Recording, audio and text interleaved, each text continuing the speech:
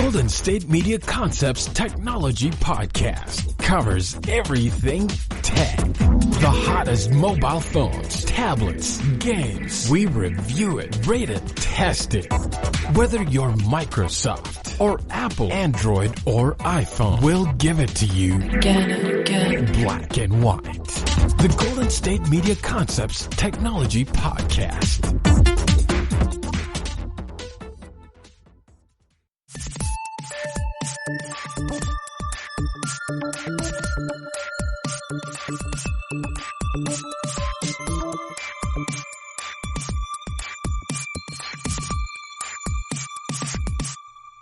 Hello and welcome. Thank you for tuning into the GSMC Technology Podcast, brought to you by the GSMC Podcast Network. I'm your host, Jake Durkin, and today I'm going to be taking you on an adventure through the world of new electric vehicles, why Harley Davidson should be terrified of its competition, how your Apple Watch might be your best bet for a good night's sleep, and last but not least, the new tech threatening to put colleges out of business. Is it real? Is it going to happen? What stands in their way? We're going to cover all that in the podcast today, but first, we're going to be talking about a little company called Rivian. So, whether you're on your morning commute, sitting around the house, cleaning up that filthy bedroom of yours, or just hanging out by the pool, sit back and prepare to have your mind blown with technology. All right, so let's get started. This quote-unquote startup, Rivian, is neither new nor small anymore, at least. They've been around for about 10 years in the startup stage. And after taking on $1 billion in investment from Amazon, as well as $800 million from Ford and $4 billion from private investment firms, Rivian is quickly becoming Tesla's worst nightmare. But they also might be Ford's worst nightmare as well. And why is that? Well, let's look at the facts. Rivian's pickup truck, the R1T, is pricing in at a whopping $69,000 before the federal tax credit of $7,500. So we're looking at around like $60,000. If that seems expensive to you, let's just look at the specs first. And I understand this isn't a automotive podcast per se, but the tech industry has now embedded itself in every industry imaginable. I mean, a Tesla's interior is basically a flat-screen TV, and it drives itself. So that's tech, if I've ever heard of it. Anyways, the Rivian R1T boasts 400-plus miles of range. It can wade in up to 3 meters of water, so you can basically swim with your truck. 750 horsepower, 11,000 pounds max towing capacity, and it goes 0 to 60 in 3 seconds. You heard that right. A pickup truck that goes from 0 to 60 in 3 seconds. Is anybody looking to drag race? And Rivian just put the range issue to bed with a new video showing this beautiful truck traveling 13,000 miles from the southernmost point of South America all the way to LA. I'm not biased. Well, I kind of am. I love this company and dream of owning one of these babies one day. I mean, how could you not? Have you seen them? If you haven't seen them, go online, type in R1T or just Rivian. Go to their website. They have one that looks a bit like a Land Rover. And the R1T is their main one that they're launching right out of the gate. Deliveries start in 2021. And my gosh, do I wish I could buy one of these things. But why are they Ford's worst nightmare? Why are they Tesla's worst nightmare? Well, honestly, I think they might be the worst nightmare of the entire automotive industry because they're an electric vehicle, which everybody seems to want to get right now. Everybody's looking to buy an electric vehicle. And moreover, they have this skateboard technology, which, if you're unfamiliar, basically the bottom of the car is built so that it can be put onto any one of their vehicles. So they don't have to engineer from scratch every time. They can just build a top that fits onto the skateboard. Just imagine a skateboard and put it into terms of a car. It's got a quad motor system, which basically means each tire has its own motor. And as a result, that means it has the ability to optimize the performance of the car based off each individual tire. So if it senses that something's going on while you're driving off-road, where the left side's picking up less or more, it can adjust the traction and adjust the output of each individual tire to optimize the car's performance. On top of that, because they're an outdoors-friendly and adventure-type car company, they decided to give people the option to be able to do a tank turn whenever they want, which basically means the car can just turn 360 degrees without having to do a three-point turn because the motor's go in opposite directions as you're turning. If you haven't seen it, YouTube it. Just YouTube R1T tank turn. It's really cool. I don't think it's necessary, but people like to have the option to do weird things with their cars. So back to why it's a huge threat for Tesla, Ford, and the automotive industry in general. The reason is because they can take this model and turn it into whatever cars they want. And because they're already proving that they can go 400 plus miles with a truck, then how much further could they go if they just put their skateboard platform on a sedan or on a crossover? I mean, we're talking probably 500 plus miles of range, and that's obviously not going to happen in the near future, but they're already pricing in under quite a bit what Tesla's first vehicle was. And outside of just that, I mean, everybody was waiting for Tesla to release a truck. So excited to see what the design would be. I mean, I remember seeing months in advance, even years in advance, what a Tesla truck would look like. And all the designs, for me personally, looked better than what it ended up being. Despite that, they got a boatload of pre-orders for their truck. But I think there were a lot more people that would have ordered that are not going to order a Rivian instead because it looks like a pickup truck. It looks like a truck. And obviously they had so many different points where they innovated and where they added new technology. I mean, even in between the bed of the truck and the cabin, there's a segment for storage that no other truck has put in. They're really rethinking how to use the space in a truck and really trying to cater to their target market. It's really impressive how they're allocating the use of space in the truck. So I'm excited to see what's to come for Rivian. I'm excited to see how they compete with Tesla and how the first year of deliveries go. But we're going to have to wait and see on that. So what else is happening in the electric industry, in the electric car industry? What are we missing so far? I mean, basically every automotive company known to man. I mean, Ford already announced the release of the new Mustang, which, by the way, isn't that visually appealing, but is a super exciting car because we all love the Mustang, especially between 65 and 70, because those are the best years, as all of us know. But what isn't happening yet? We have Tesla taking on the trucking industry. We have Rivian building trucks and SUVs for people that like to go and adventure out in the wild. We have Apple jumping in and sort of hinting that they might do it at some point because they have so much cash that they might as well, I guess. We have Amazon talking about building their own car. All these companies are thinking about doing electric cars or trying to do it or already releasing the models.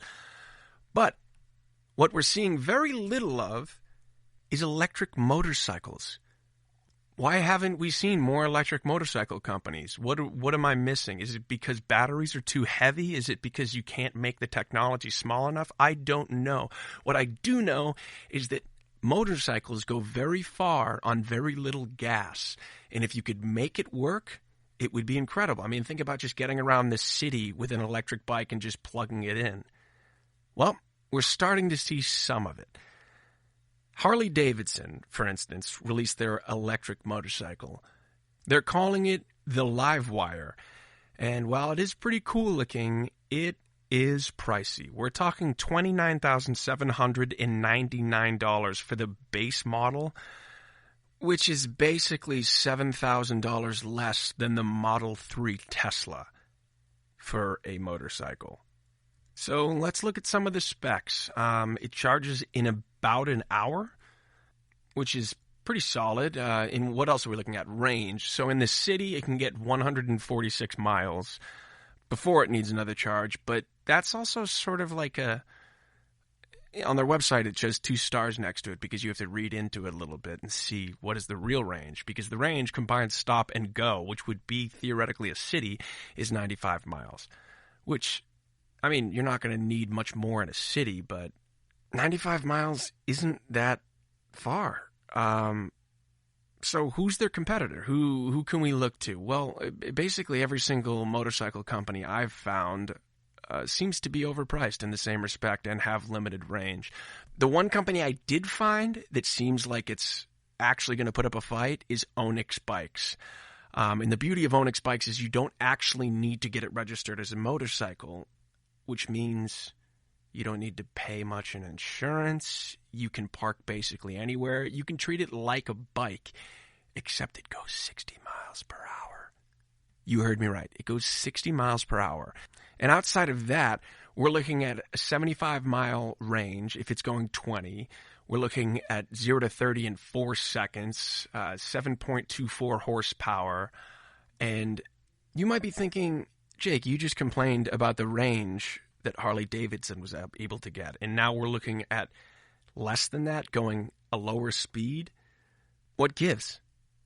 Well, pricing for me is everything. And if you're going to think about spending $29,000, basically, let's be real, $30,000 on a motorcycle, why wouldn't you just get something with a little bit less range, similar performance, that's $4,149? Yes, $4,149. We're talking like $25,000 less. That's a lot of money to be keeping in your pocket. That's a down payment on a house. And this thing has a beautiful touchscreen built in.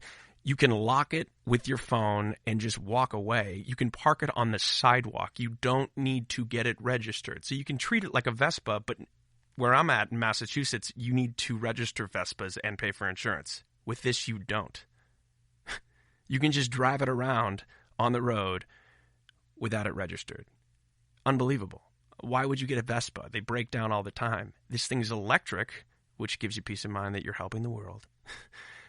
And it also goes faster than a Vespa, and the range is similar to a Vespa. So, I mean, they're sort of not taking on Harley Davidson per se, but I imagine their next model or the model after that is going to be going right at Harley Davidson. And maybe they would increase the price. Maybe it'd be $10,000, maybe $15,000. It would still be 10 to 15 less than the Harley Davidson. So which one are you going to buy?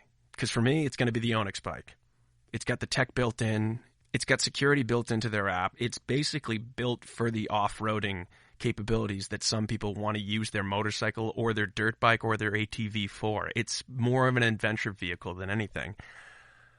But some of their models coming up are probably going to be going right after Harley Davidson. And I'm excited to see it because I love competition. I love competition, especially when it comes in technology. I mean, look at all the innovation that happened with phones as a result of there being more competition. Apple came in, was like, here's my iPhone. And then you got the Androids coming in and being like, we're going to make it better. Google jumps in. We're going to make our Google phone. I'm still an iPhone guy, but the phones get better because of competition. And I'm excited to see it, aren't you? I mean, the more electric vehicle options there are, the faster we're going to get to zero carbon emissions, the faster we're going to get to a completely green transportation network. And obviously, the next thing we're going to need to see is some more trains that are electric, but that costs so much money, and I'm wondering why it hasn't happened. One thing I was thinking of recently is why Rivian or Tesla hasn't sort of thought about taking their skateboard technology and just putting it on train tracks, making it bigger, putting it on train tracks. That way, each individual train cart has its own engine and is able to regenerate its power when it stops. You could put solar panels on the top. You could put solar panels on the side. It would be incredible. We're talking like 0 to 60 in 3 seconds train type stuff, you know? I mean, if all the carts are working together, it's like a caravan of Teslas or Rivians or whatever. It would be incredible. And we need to make that happen sooner rather than later. Maybe there needs to be another company that's doing it. Maybe I'll found that company. I don't know. I don't have the money to found that company. But if I did, I would. I promise you, I'm all for green energy.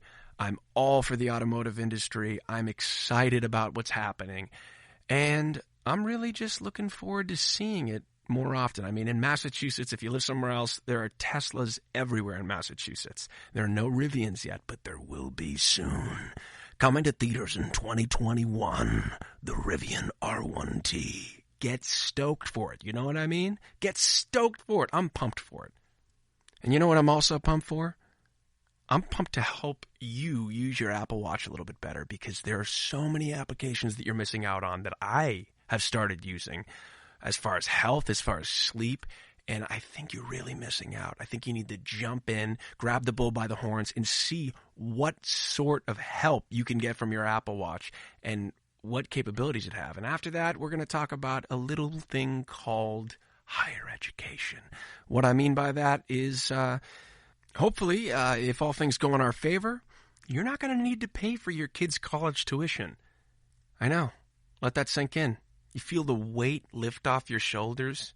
You no longer have to set aside every cent you make for those future tuition payments that are only getting higher and higher as time goes on. Is your curiosity piqued? Because it should be. Anyways, we're going to talk about both those things and so much more after the break. My name's Jake Durkin. You are listening to the GSMC Technology Podcast by GSMC Podcast Network. See you after the break. Do you work in the world of marketing and advertising? Are you a media buyer or the owner of an agency? Have you been looking for a podcast to help stay on top of all the goings-on of those worlds? The GSMC Marketing News Podcast is dedicated to keeping you up to date on all things concerning marketing and advertising. Get the latest marketing news, from what major businesses have planned for the coming year to the newest trends in advertising, from podcasts, digital and streaming, to the old standbys of radio, television, and billboards. The GSMC Marketing News Podcast has you covered, whether you're a marketing agent or a business trying to expand your brand.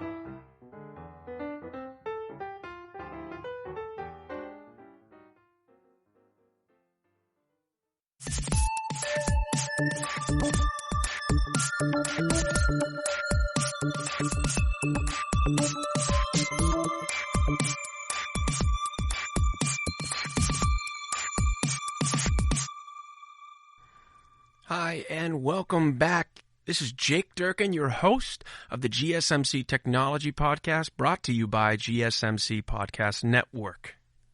We've already covered a little bit of the automotive industry, what's happening, Rivian, Tesla, and Onyx bikes, as well as Harley Davidson's electric vehicle. And later on in the podcast, we're going to talk about the companies that are taking on higher education and how they're going to make it so that you don't have to pay for your kids' college tuition in the future, or at least not such an outlandish sum. But that's for later. What we're going to talk about now is what you can do with your Apple Watch that you aren't already doing. And what's that?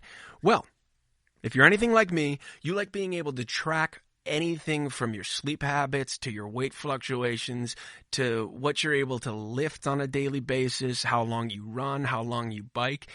And the Apple Watch is the best thing on planet Earth for stuff like this. I mean, we're talking data on data on data on data. And what's more important than all of that is the fact that they're finally starting to let other companies collaborate with their Apple Health app. And I'm super excited for this because I was one of those people that was in the Fitbit camp up until just recently. Why did I switch over? Well, I like things connecting, and there's a reason why Apple has such a huge, gigantic, enormous pile of cash, and that's because every single one of their products connects seamlessly. I mean, your Apple Watch connects to your laptop, connects to your phone, your music is all integrated, and all the apps they design just work together seamlessly, and it's so easy. Now that they're starting to let other companies join in, it's a lot more open. I mean, they're sort of boxing certain companies out, like Fitbit can't work with any of the Apple apps because that's how they want it. You know, they don't want that extra competition. They don't want people being able to use non-Apple products to work with their developers' apps. You know, there's a lot of different competitors out there when it comes to wearable technologies, and what they specialize in is being able to connect all the data from all these different devices and all these different platforms. And what's so beautiful about it is that now they're all integrated, and now that I have the Apple Watch, I don't need to worry about getting some sort of secondary app that's going to input all the data from my Fitbit into Apple Health on a delayed basis. It's just, you don't have to worry about it anymore. So what I'm going to talk about first is an app called Sleep Cycle, which I have been using for a while, and I had been using while I owned a Fitbit. But the Fitbit didn't connect to the app, and it was extremely frustrating because you want to get better data collection and better analysis of your sleep so that you can sleep better. If you don't know about Sleep Cycle, the way Sleep Cycle works is it tracks your movement. And if you don't have an Apple Watch, it tracks it exclusively based off sound or movement. You can put it down on your bed, or you can leave it on your nightstand, and it can track the noise. If you have a partner, it can sort of ignore the data that's coming from the other side of the bed and just focus on your data.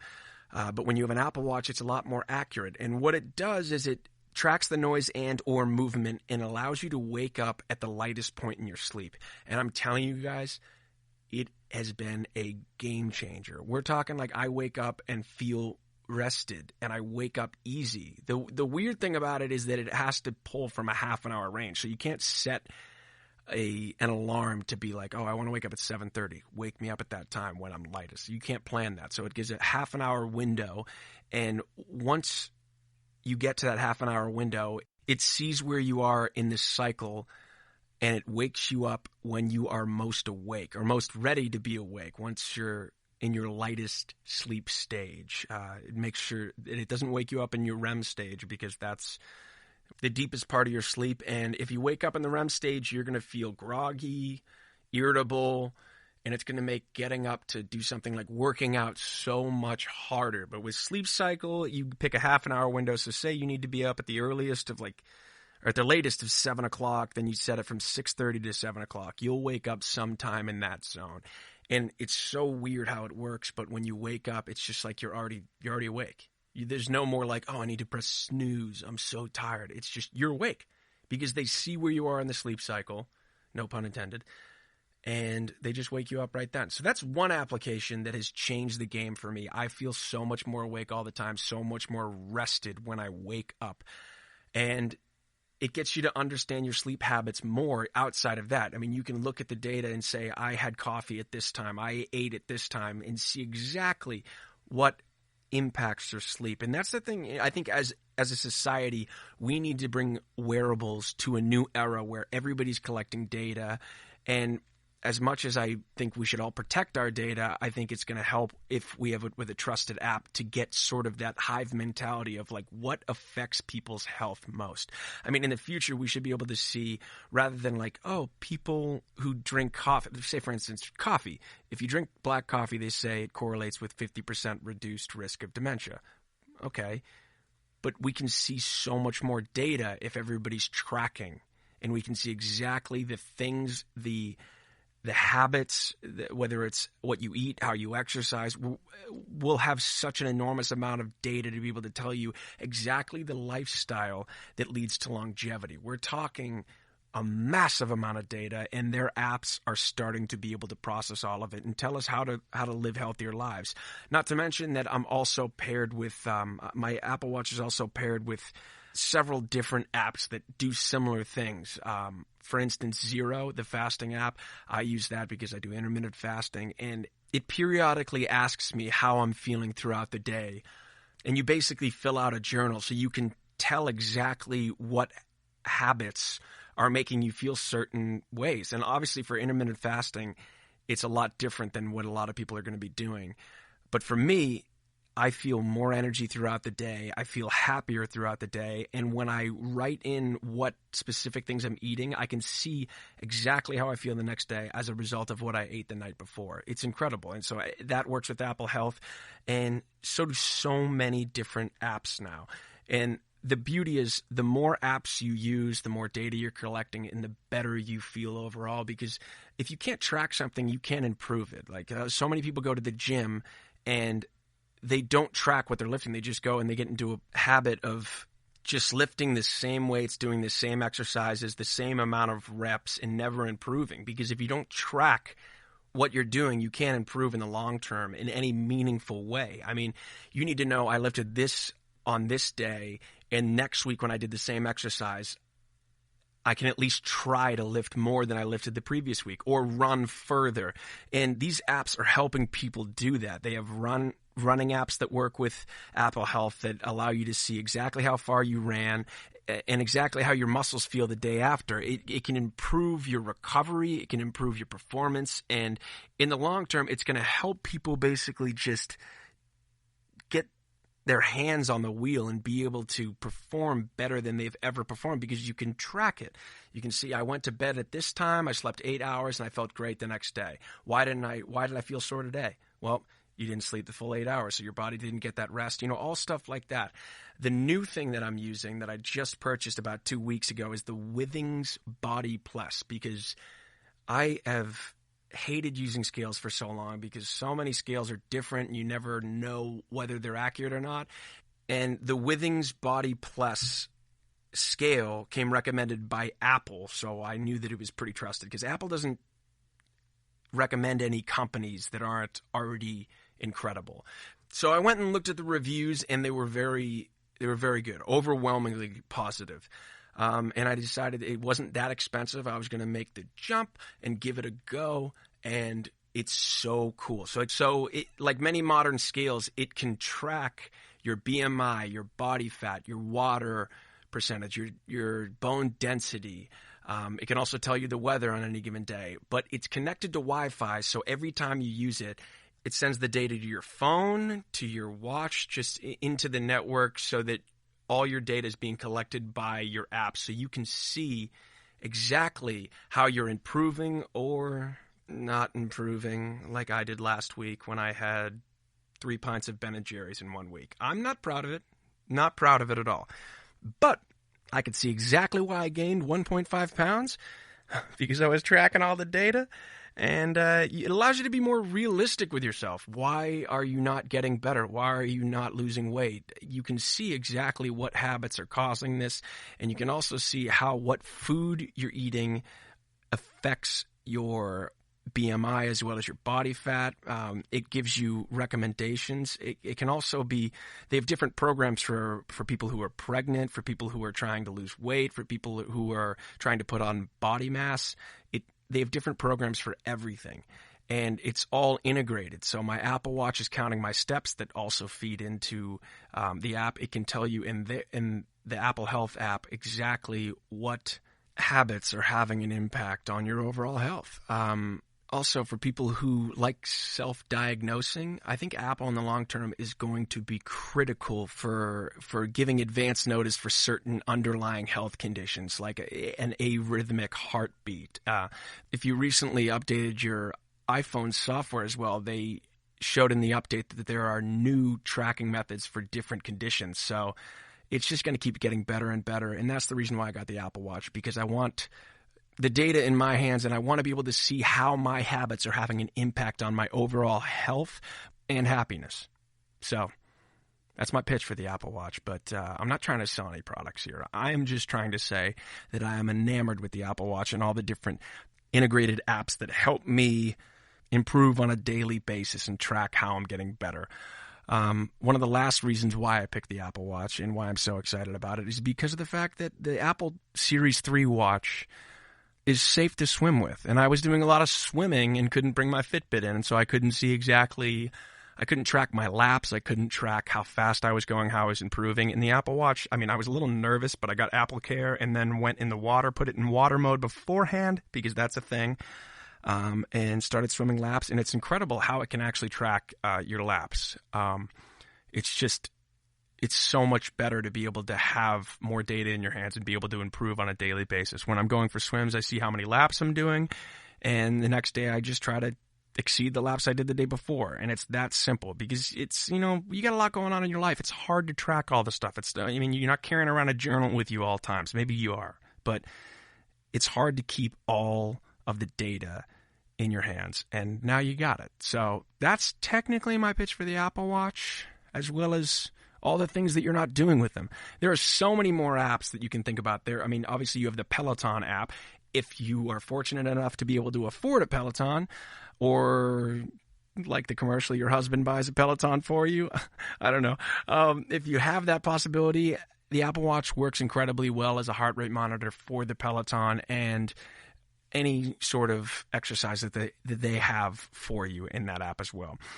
So, I mean, it's only going to get better. There are more and more apps at your fingertips to be able to use with your Apple Watch. And I mean, if I'm just pulling up my phone right now to see exactly what I'm using, I mean, it's incredible.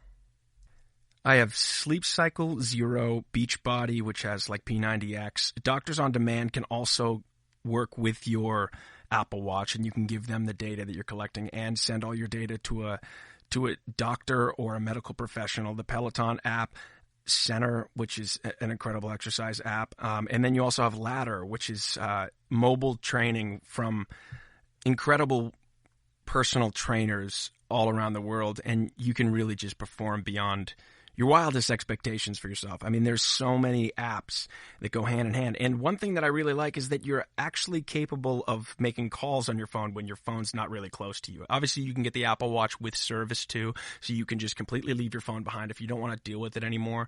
But there are so many different capabilities with this thing. And one thing that I'm actually particularly crazy about is the Breathe application, because I was a little suspect of it initially. I didn't really have much interest. And then I started doing it. It just gives you like 5 minutes to take in deep breaths. It's like a meditation, a guided meditation type thing. And you get the equivalent of a runner's high from the amount of oxygen that you have to breathe in. And it's unbelievable the impact that it has on your overall feeling of healthiness and your alertness. It's crazy. And it reminds you throughout the day. Right now it's saying take a minute to breathe. And it's just like if I go through it, I'll feel immeasurably better. So I guess we'll let you guys be the judge of that, because we're going to have to go to a break real quick. And I'm going to do this 1 minute of breathing and see if at the end I sound any better, because I might sound better. Anyways, after the break, we're going to be talking about why colleges might be going out of business in the near future. Do you think it's possible? I don't know. Anyways, you're listening to Jake Durkin on the GSMC Technology Podcast, brought to you by the GSMC Podcast Network. Tired of searching the vast jungle of podcasts? Now listen close and hear this out. There's a podcast network that covers just about everything that you've been searching. Hey! The Golden State Media Concepts Podcast Network is here. Nothing less than a podcast bliss with endless hours of podcast coverage. From news, sports, music, fashion, cooking, entertainment, fantasy, football, and so much more. So stop lurking around and go straight out to the Golden State Media Concepts Podcast Network. Guaranteed to fill that podcast itch. Whatever it may be. Visit us at www.gsmcpodcast.com. Follow us on Facebook and Twitter, and download us on iTunes, SoundCloud, and Google Play.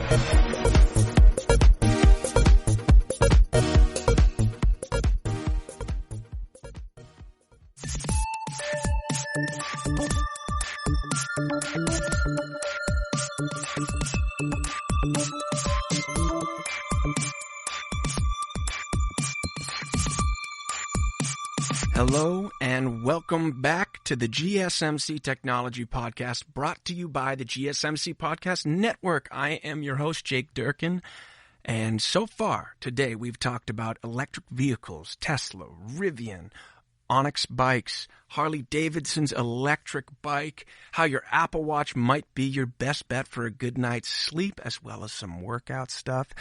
And lo and behold, now we're here to talk to you about something a little bit more serious. Colleges, universities, going out of business. No way. That couldn't possibly be the case. But is it? And why? Well, I'm going to talk about that right now. Why are universities going to go out of business? Why? How could this possibly happen? I just got my degree 4 years ago. They couldn't be going out of business. They seemed like they were doing really well just then. Well, Coursera and LinkedIn Learning, as well as a huge host of other learning avenues, are having a gigantic impact on the industry overall. Why? Well, because Google just came out recently and announced that they're considering their programs on Coursera as the equivalent of a 4-year degree. It's under the name of a Google IT certificate, and they have so many different courses that fall under that category. Google IT support, Google IT automation, Google developer courses, Google IT courses, Google instructor. It doesn't matter if you complete their courses, it's going to be the equivalent of a 4-year degree to them. And they're going to be hiring people who have done these courses, which basically means all the people that went to a 4-year degree program in the hopes of getting a job at Google someday, which by the way means that you must have went to a very good school because Google only hires the best until recently, at which point now they allow you to get your certification on Coursera. I mean, I doubt they're going to be hiring any executives out of the Coursera program, but you can work your way up the company and just get in the first place. I mean, if they're considering it the same as a 4-year degree, why would you go and spend $60,000 a year at a program that isn't actually going to get you a job at Google because it's so hard to get a job at Google? And this isn't the only threat that higher education is facing. I mean, as we've all seen and we're all aware of, there's a global pandemic happening right now. And what that means is a lot of schools that are typically taking a lot of money, not just for the courses, the cost of the courses, but for also boarding. I mean, we have, for instance, I went to Bryant University in Rhode Island, and I'm not knocking Bryant because this is the same as every single other school, but the amount that we paid for room and board was the same as getting an incredible apartment in downtown Providence, which is just 10 minutes away. So, but they force you in a lot of cases to go and live on campus. Why? Because they're making so much money off such low investment of housing. I mean, the townhouses that we lived in were not the best. They weren't incredible, and we paid an outlandish amount per month to be able to live in those. And that's something that is sort of universal as far as colleges and universities go. Obviously not fully universal because there are some colleges, especially the ones that are state-run colleges, that are lower in cost for housing, for room and board. But for most colleges, they're charging a lot more than they need to for room and board because they force you to live there. You know, they say for the first year, sometimes 2 years, sometimes 3 years, they're like, you need to live on campus because we are making a lot of money. And that's not going to happen for a while because everybody's learning remote. I've been seeing programs in Boston where, by the way, in Boston, there's 150,000 students in Boston any given year. And right now, some of the biggest universities in Boston are saying we are not allowing students back on campus in the fall. And what are they going to turn to? Are they going to be doing completely remote? What's it going to look like in the next few years? They have huge operating costs as far as like maintaining, paying the electric bills of these places. And they're going to require people still pay a certain amount despite the fact that they're not living there. I mean, we're going to see a huge impact on higher education. These universities and colleges depend on the revenue they get from students to pay for their operating costs. For instance, property tax, the mortgages that they've taken out for certain buildings, even if they've been donated. I mean, there's operating costs for these, like electric bills. I mean, utilities in general. It's going to have a huge impact on these universities. But this is a technology podcast, so what is technology's role in this? Well, you have so many universities that are building programs to be able to do remote learning. I mean, if you go on Coursera alone, you can find courses from MIT, Harvard, and you can pay something like $40 to $80 to get the certificate that proves that you got it. Otherwise, you can take the course for free, which is actually pretty cool. But most people the reason people go to college is to get the degree because of what it proves. I mean, I don't know if it's going to mean as much as you were like, I did this course and this is what I got. But with companies like Coursera and LinkedIn innovating in this field, we're going to see more and more people learning remotely outside of the university system. And because of the fact that people are unable to go to university because of the restrictions right now, depending on how far they go, you're going to see companies that are hiring people adapting to the new environment, adapting to the fact that people are taking courses online. It's going to be different. the joke of like, oh, it's the MIT of online education isn't going to be as much of a joke anymore, I don't think, because there are companies that are learning so much. And the more you learn online, the more data you can collect, not just for like, we're not talking TikTok type data. And we'll talk about TikTok a little bit later, but we're not talking data where you're harvesting it and you're sending it off the channel. We're talking data as in like, how do people learn? We're going to see so much innovation as to how people learn and what's most effective, because the biggest thing I've been hoping to see is a restructuring of the education system. We're seeing so many people go through the education system and having it fail them because they learn differently than certain people. You know, some people are more numbers-based. Some people are more creative. But even outside of that, people learn completely differently. If you look at all the research on why people are able to speak so many languages, the people that are able to speak the most languages are able to do that because they figure out how they learn and they start applying it. And a lot of the time it has to do with the fact that you just make learning enjoyable. It's as simple as that, which seems like it would be common sense, but we don't make the education system apply. We don't custom fit it to each person. We're just like, you have to memorize these facts and you have to take the test, and if you don't get the score, you're not smart, which isn't true. Some of the smartest people in history, including Einstein, by the way, did awful in school. Awful. He almost failed out of college. And the thing is, it's not a one-size-fits-all system. We need to make college fit the learner. And that's what we're working on right now. We're working on making sure that people, I mean, with all this extra data, we're going to be able to figure out how individuals learn, and we're going to be able to custom fit their learning programs to apply to their learning styles. And this is what's so exciting. LinkedIn has so many courses, regardless of what you're looking to study, and so does Coursera. If you're looking to study something as complicated as, say, engineering, there's not a remote learning opportunity that you can get your master's in engineering that is extremely high esteem. But that's just now. In a couple of years, there can be a program that helps you get your master's degree, and you could do it on your schedule. You could do it at night, go to work during the day, and make it work feasibly. I mean, this is stuff that we're starting to see happen in front of our eyes, and it's so exciting to see it happening because we're just on the cusp of a complete revolution in the education field because there are so many opportunities. The only thing that really stands in between the opportunities of learning online and the fruition of the results of that learning is the fact that people aren't taking the results seriously. And as soon as they start taking them seriously, this is a type of learning that is going to completely take off. I mean, for instance, you look at the way YouTube came around. What was YouTube when it first started? YouTube when it first started was viral videos basically of your cat dancing around. And then over the course of a few years, you take someone like Joe Rogan, who had his own YouTube series up until he just switched over to Spotify for a huge pile of cash, among other things.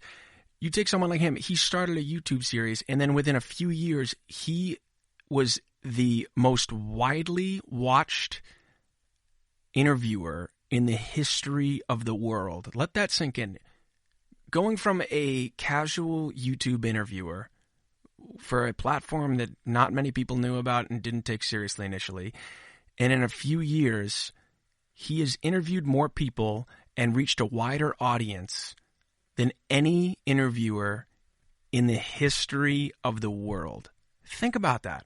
That's insane. There's a reason Spotify paid so much money so that he would use their platform exclusively. It's because he has such a wide audience.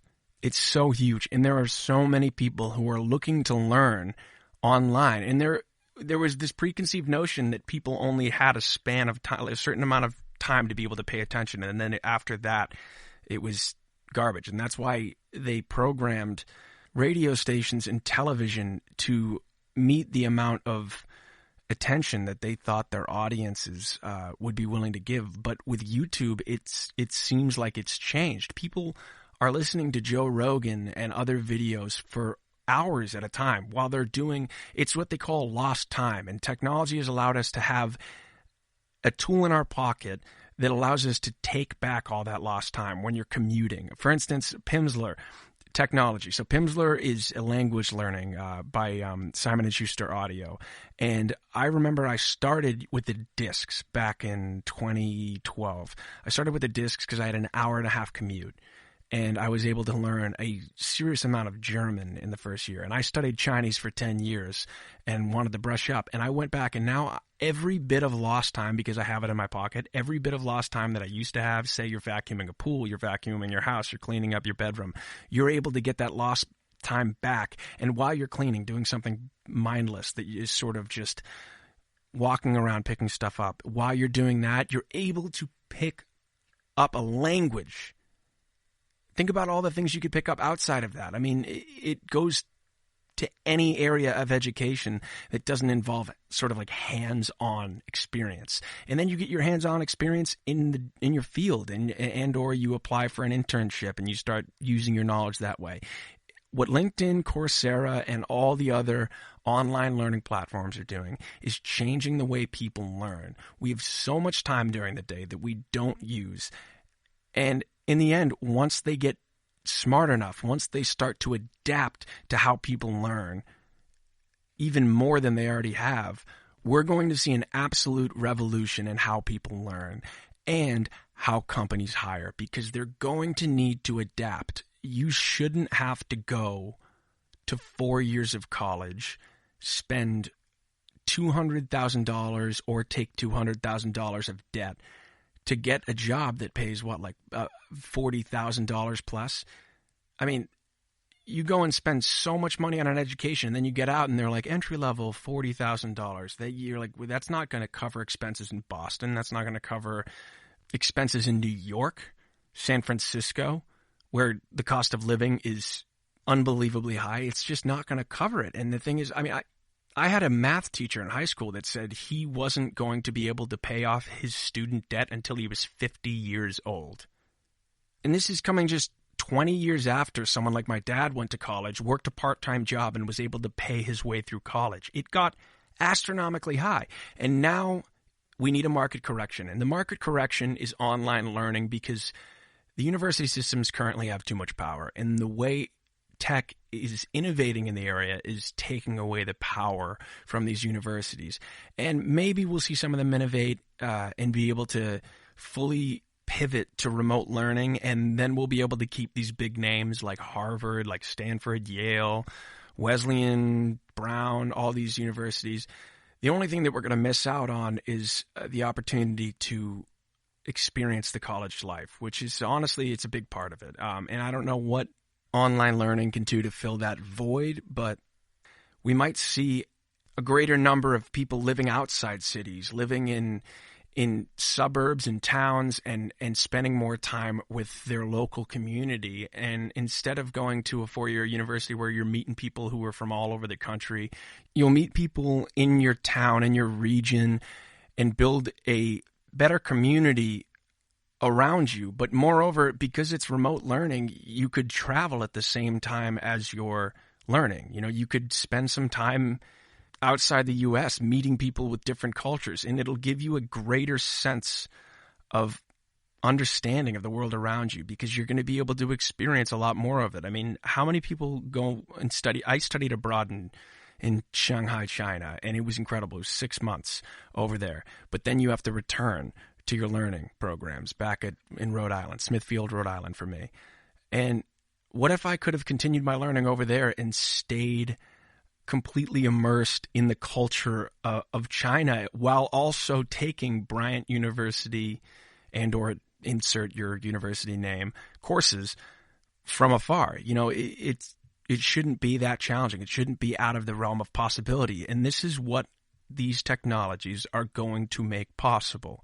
People are going to be able to live anywhere, take courses anywhere, and eventually, because people are going to be so used to it, we're going to be able to work anywhere. You're already seeing this during the pandemic. There are so many companies that are saying we're not going to get back to working in the office till the latter half of 2021. Some companies have already said that. Other companies have just pushed it off to March of 2021 and wherever they can. Obviously, this doesn't work for certain industries, but the industries that it does work for, you're getting time back.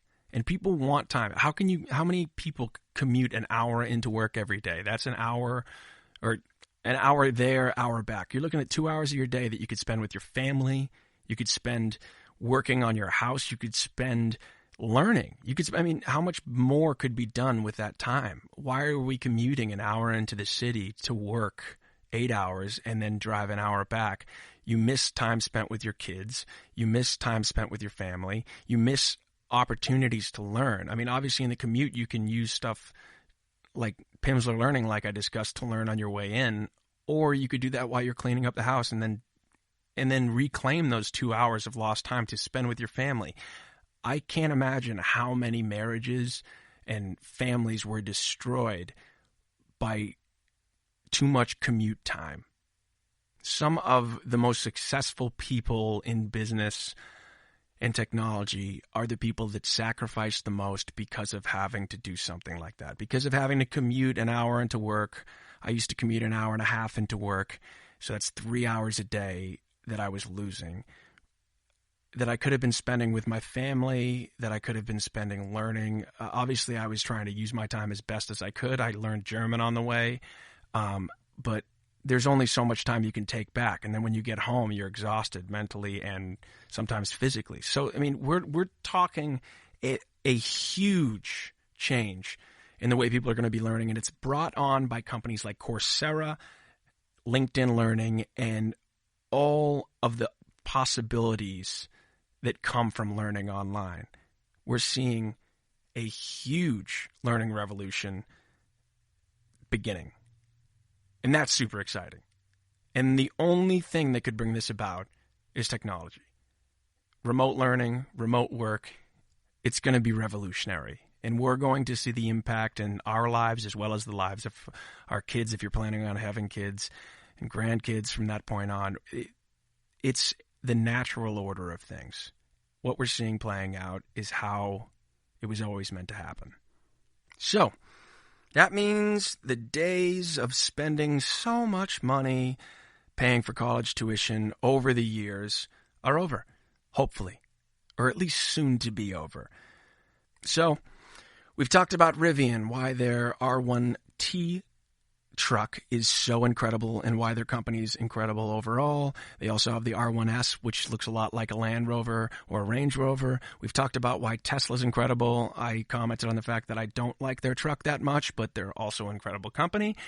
We have talked about Harley Davidson and why they overpriced their motorcycle and how Onyx bikes are going to be making a splash in that part of the automotive industry.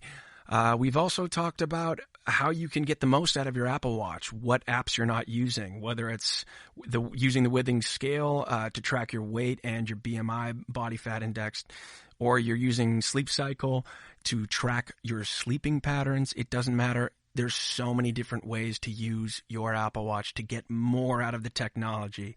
And we've also talked about the fact that colleges and universities are soon to go out of business. Why? Because Coursera, LinkedIn Learning, and so many other innovators in the field that are going to radically change the way we learn and the way we track our learning and the way we accommodate people in general, how we allow them to work remotely, learn remotely, and experience the world while also continuing their growth. There's so much change to happen.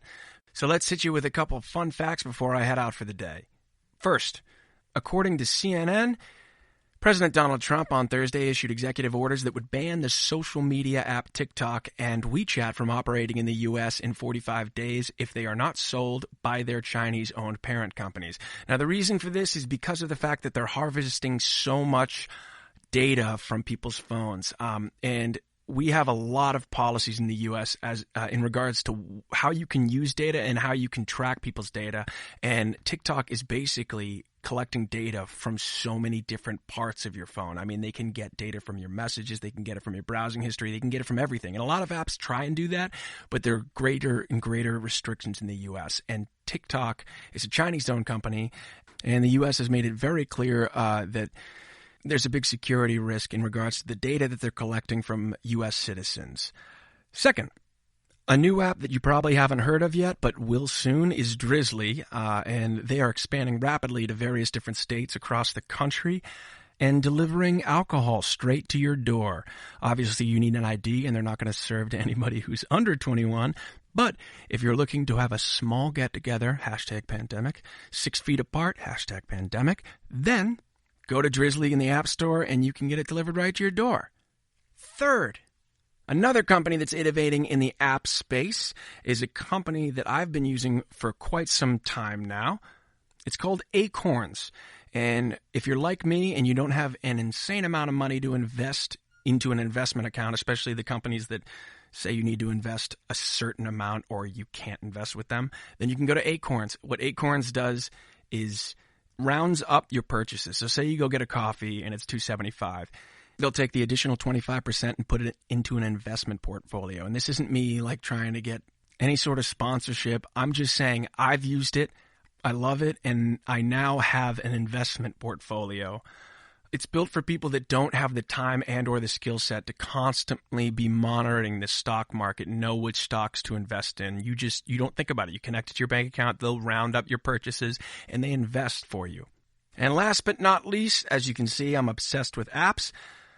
Golf Logic X is an app I've been using recently because I'm not fantastic at golfing, but I've been getting better as a result of this app. It tells you it's a tiny amount that you pay a month, and you can also use their free version too if you're just playing one round. But it can tell you how far you're out from the hole and what club you should be using. And it's like having a caddy with you at all times to tell you what club you should be using. It's mind-blowing. I've gotten so much better as a result.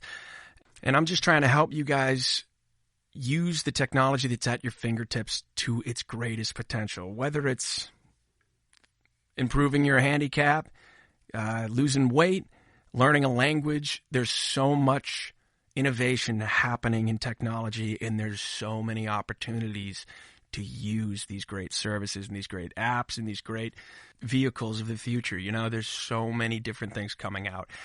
And I can see why a lot of people would find it a little bit overwhelming. So my goal with this podcast is to research for you, condense the information, and communicate it in an easily understood way. So this is Jake Durkin. I'm your host. This is the GSMC Technology Podcast, brought to you by GSMC Podcast Network. Join us next week, and we're going to talk about converged infrastructure, how companies like Envision App and LogRocket are helping companies build apps and test them at a rapid rate. And we're also going to talk about how your phone can help you smoke meat. Is he serious? Yes, I'm serious. See you guys next week. You've been listening to the Golden State Media Concepts Technology Podcast, part of the Golden State Media Concepts Podcast Network. You can find this show and others like it at www.gsmcpodcast.com. Download our podcast on iTunes, Stitcher, SoundCloud, and Google Play. Just type in GSMC to find all the shows from the Golden State Media Concepts Podcast Network, from movies to music, from sports to entertainment, and even weird news. You can also follow us on Twitter and on Facebook. Thank you, and we hope you have enjoyed today's program.